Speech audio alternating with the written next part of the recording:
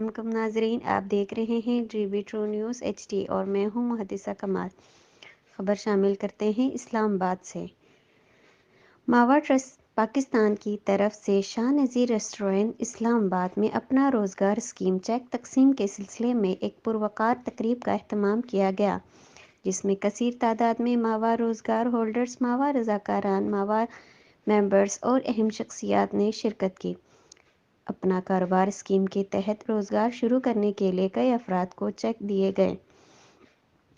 تقریب سے چیئرمین ماوا ٹرسٹ پاکستان اقرار حسین، محترم پروفیسر امتیاز علی رضوی، محترم علی رضا رضوی، محترم ناصر عباس شیرازی، محترم آصف نقوی اور محترم ملک اعجاز نے خطاب کیا۔